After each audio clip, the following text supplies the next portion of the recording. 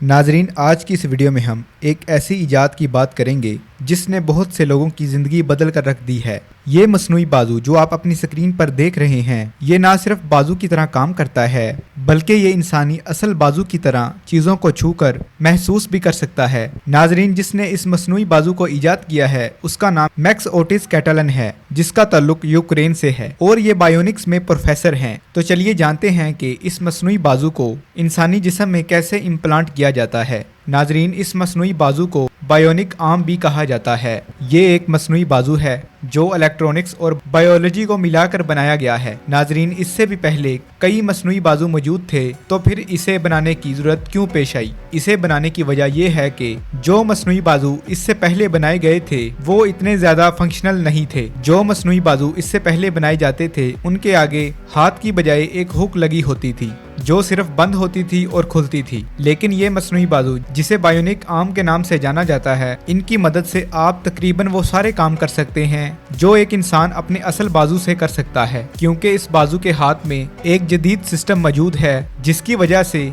इसकी एक एक उंगली को हम हरकत में ला सकते हैं और इसे बेहतर तरीके से कंट्रोल किया जा सकता है। तो नाजरीन, अब हम जानते हैं कि आखिर इस बाजू को इम्प्लांट कैसे किया जा सकता है। तो इस प्रोसेस को ओसियो इंटीग्रेशन कहा जाता है। नाजरीन, ओसियो इंटीग्रेशन का मेडिकल की फील्ड में बहुत अहम किरदार है। इसकी मदद से सबसे पहले मसनूई दांतों को इम्प्लांट किया जाता था, लेकिन अब इसका इस्तेमाल प्रोस्थेटिक्स में भी हो रहा है। प्रोस्थेटिक्स बायोलॉजी की एक किस्म है जिसमें जिस्म के कटे हुए हिस्सों, खसूसन बाजू और टांगों की जगह मसनूई बाजू और टांगे लगाई जाती हैं। नाजरीन, अब हम जानते हैं कि ओसियो इंटीग्रेशन काम कैसे करती है। सन 1950 में साइंटिस्ट्स ने दरियाफ्त किया कि अगर हम टाइटेनियम को बाजू या टांग की हड्डी में इम्प्लांट कर दें तो कुछ अरसे के बाद इंसानी हड्डियों के सेल्स टाइटेनियम के ऊपर ग्रो करने लगते हैं और टाइटेनियम का वो हिस्सा जो हड्डी के अंदर मौजूद होता है उसमें इतनी मजबूत पकड़ बना लेता है कि ये एक हड्डी का हिस्सा ही महसूस होता है जिसमें इसे इम्प्लांट किया गया था। नाजरीन, टाइटेनियम का वो हिस्सा जो हड्डी से आगे बढ़ रहा होता है,